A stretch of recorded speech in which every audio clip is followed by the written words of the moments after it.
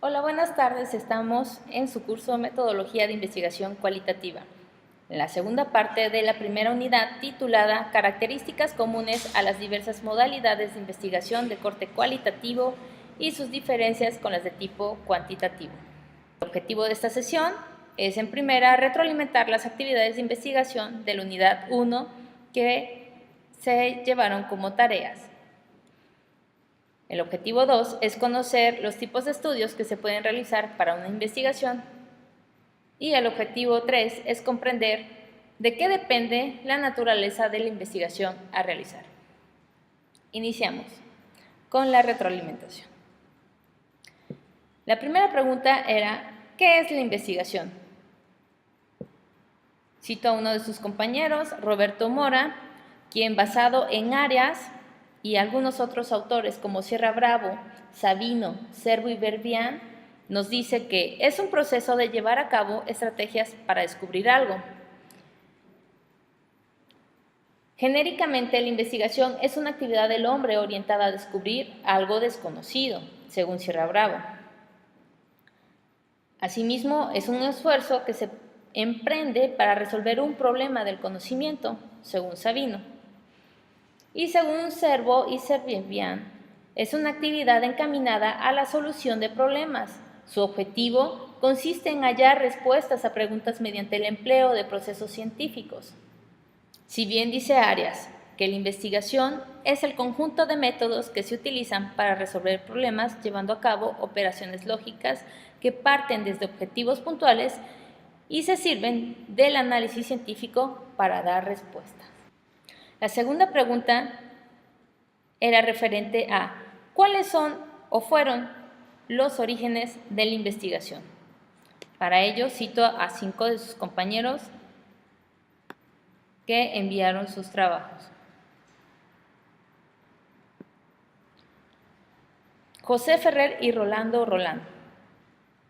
Nace con la aparición del ser humano, ya que desde el inicio y por su naturaleza busca encontrar una explicación a los fenómenos a su alrededor.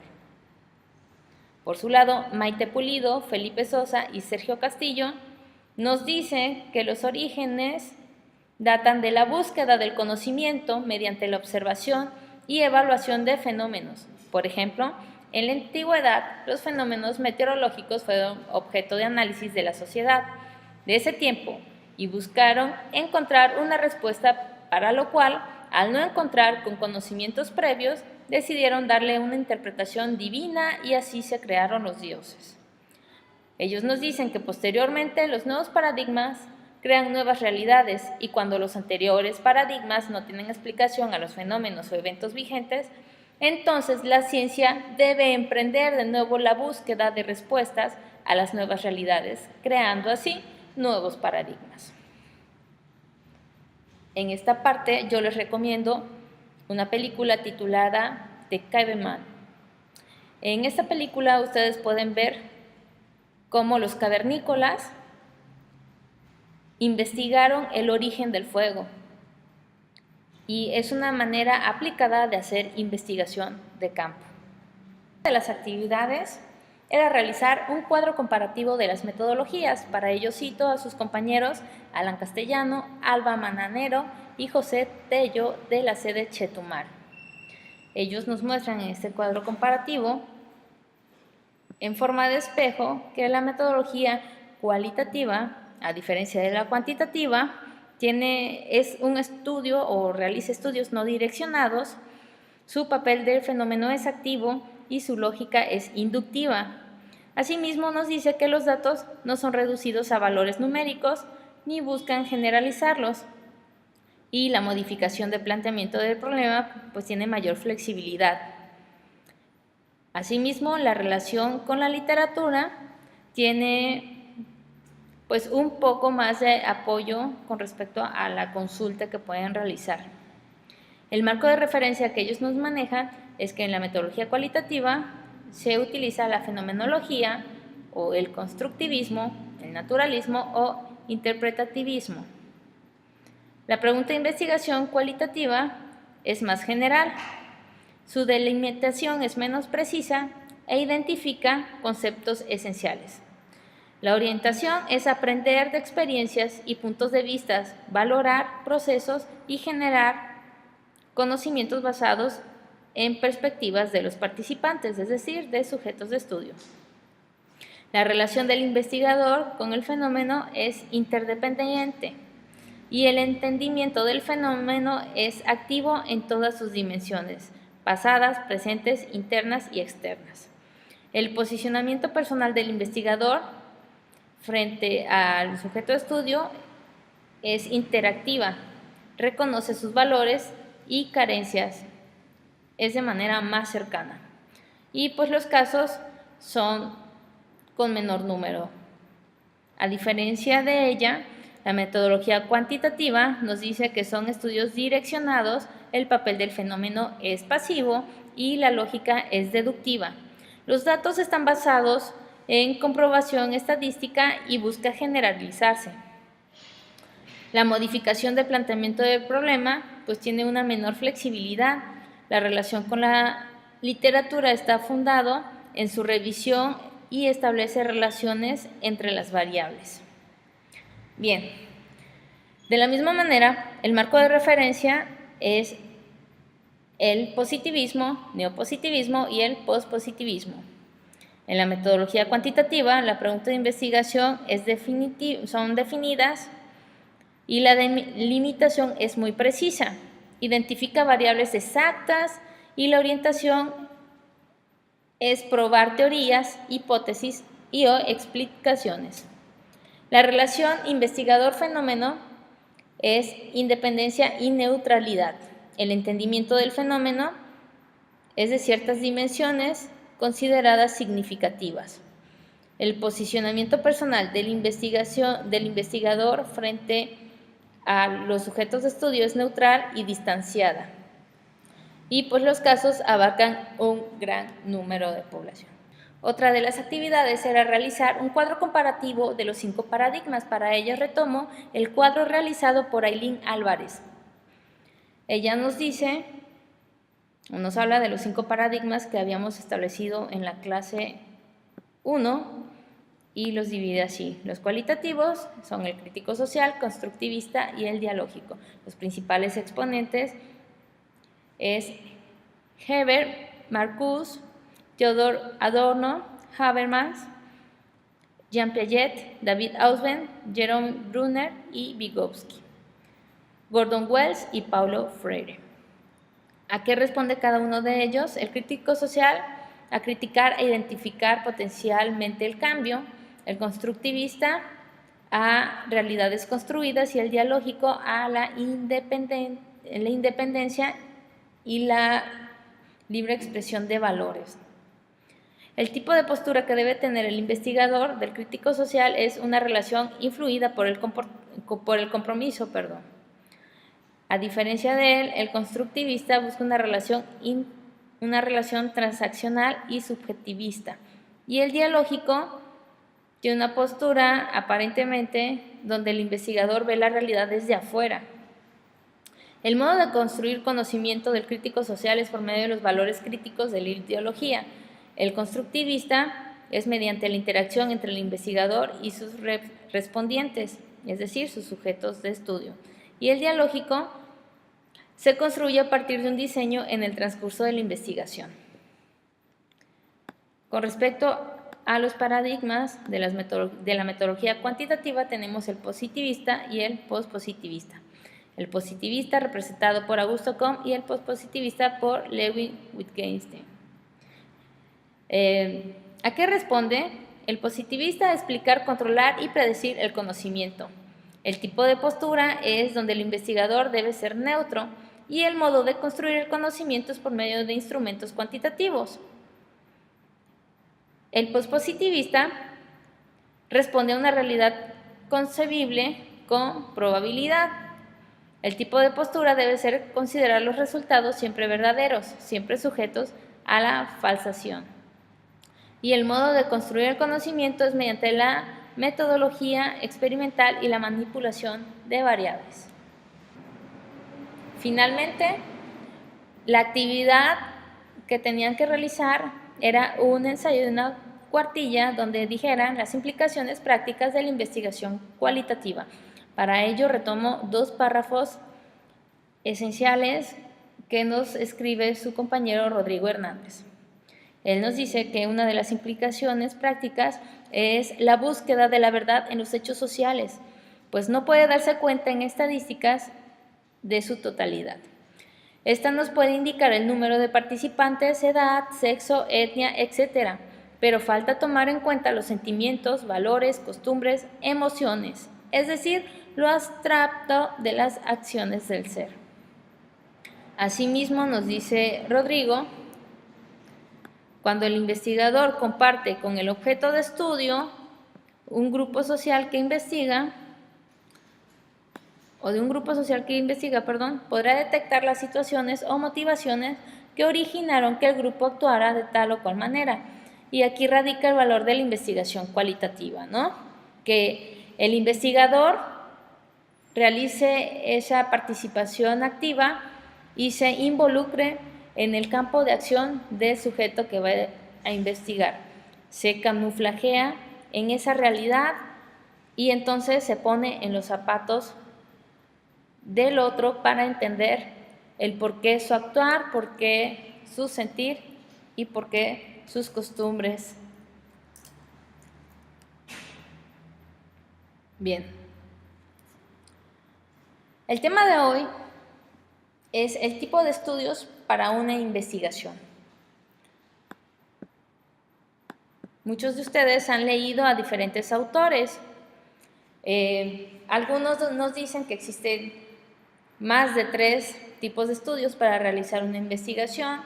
Sin embargo, el día de hoy nos vamos a referir específicamente a Irving Copy, un filósofo que en Introducción a la Lógica, en su libro Introducción a la Lógica, nos hace ver lo siguiente. Dentro de los 3 tipos de estudios para la investigación está el exploratorio, el cual busca abordar el problema para ver qué hallazgos salen de ahí. Y solo en estos casos se argumenta que no existe hipótesis. Es decir, en estos casos, cuando ustedes hacen un estudio exploratorio, se preguntan ¿qué es lo que me puedo esperar de tal o cual suceso? Un ejemplo muy espontáneo, podría decirse así, es el comportamiento de los presos en X cárcel de la ciudad, ¿no? Lo más saludable para el investigador es que no realice ninguna hipótesis y que se dedique a la observación y que esta observación esté fuera de un sesgo, es decir, de la subjetividad del investigador. Si bien es cierto, una de las críticas fuertes en las ciencias sociales es que las hipótesis es una manera de demostrar que lo que yo pienso es verdad. Entonces ellos dicen que solamente elevan el ego del investigador. Por eso prefieren los estudios exploratorios para ir descubriendo, porque la ciencia debe de ser eso, un descubrimiento constante. Ahora bien, el otro tipo de estudio es el confirmatorio. Este tipo de estudios buscan, como su nombre bien lo dice, confirmar una hipótesis. Por ende, para este tipo de estudio, la hipótesis es completamente necesaria. Uno de los ejemplos podría ser confirmar que la Tierra es plana o comprobar que los cuerpos caen a la misma velocidad en el vacío o que el agua hierve a los 100 grados centígrados Celsius. Es decir, toda hipótesis son prototipos de teorías propias, que en otras palabras es aquello que yo creo que puede ser, pero que no se queda en la mera información, se busca el conocimiento. Finalmente, el otro tipo de estudio para la investigación es el de seguimiento. Y pues como su nombre lo dice, es un estudio de continuidad a la investigación que ya se ha realizado. En este caso, las hipótesis pueden o no ser necesarias.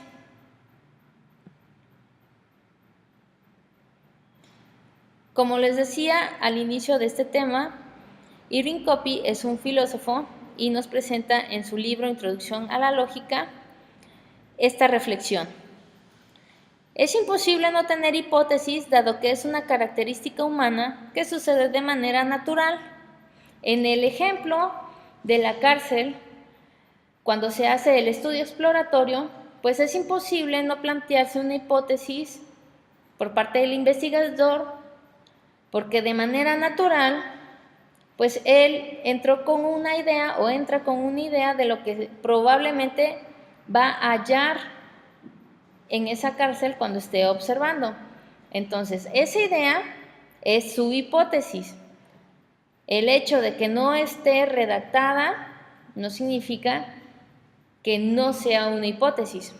Por lo tanto, el que no se plasme una idea en papel no significará que no existe hipótesis. Según Irving Copy, todas las investigaciones tienen hipótesis, a diferencia de Sampieri, que nos dice que la metodología cualitativa excluye las hipótesis y solamente la metodología cuantitativa es la que tiene hipótesis o supuestos hipotéticos.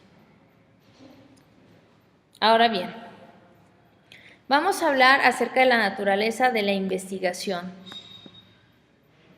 ¿De qué depende que una investigación sea cualitativa o cuantitativa? Asimismo, ¿de qué depende que la investigación utilice métodos y estrategias de una u otra metodología? Básicamente son dos cosas. Una, la intencionalidad. La intencionalidad no es otra cosa más que el planteamiento del problema. Y la segunda cosa de la que depende es del objeto de estudio. Un ejemplo muy claro es el siguiente.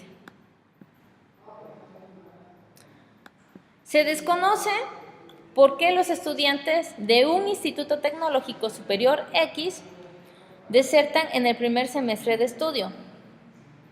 La intencionalidad es conocer y la realidad es que los estudiantes de X instituto tecnológico están desertando en el primer semestre. Entonces, según la intencionalidad y la realidad, esto es un estudio de corte cualitativo. Ahora bien, ¿qué hay de las hipótesis?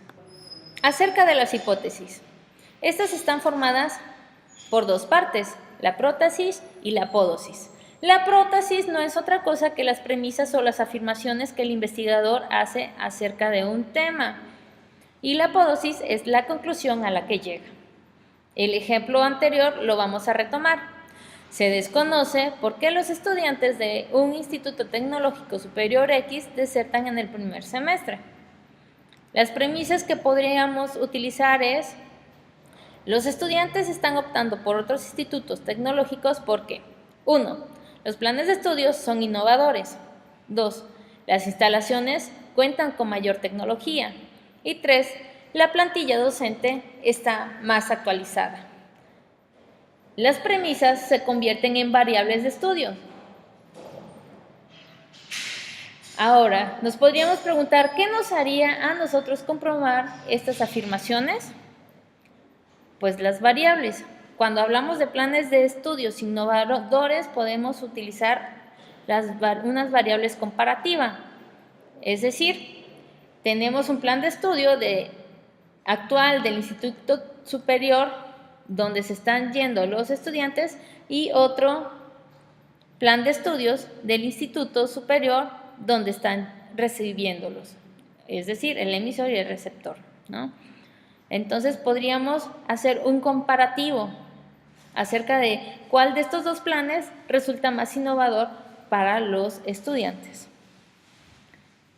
De la segunda premisa podemos sacar las variables de estudio en un listado, es decir, ponemos el tipo de tecnología que cuenta con un tecnológico y hacer la comparación con el tipo de tecnología que cuenta el otro tecnológico. O mediante la observación, simplemente, nosotros podemos ir a las dos instalaciones y tomar nota de los equipos con los que cuentan estos tecnológicos de manera individual. Finalmente, cuando nos referimos a la plantilla docente más actualizada, podríamos utilizar la variable de edad. En el imaginario social, hablar de la actualización es hablar de juventud.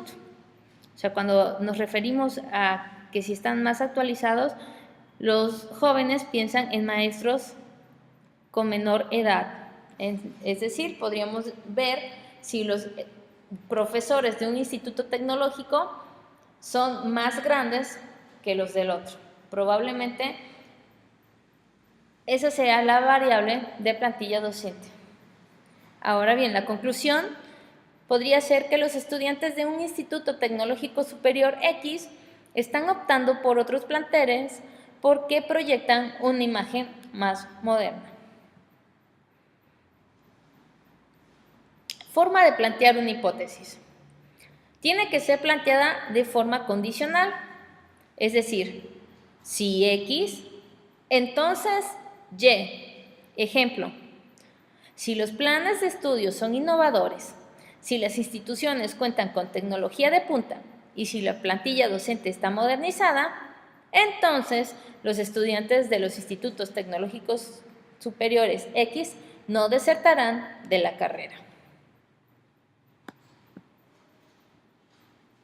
Tenemos entonces que si se demuestra la prótesis, que es la primera parte compuesta por nuestras premisas, entonces la apódosis queda demostrada de manera lógica. Un punto aquí para recordar es que las variables de estudio bien establecidas son las premisas y ellas nos ayudarán a comprender y comprobar nuestra afirmación. Eso es todo por el día de hoy. Cualquier duda pueden utilizar las siguientes referencias. Tenemos a Arias con el proyecto de investigación, Introducción a la metodología científica, a Hernández Sampieri con metodología de la investigación y a Irving Copy. Gracias. Cualquier duda, estamos en fiurpa7@hotmail.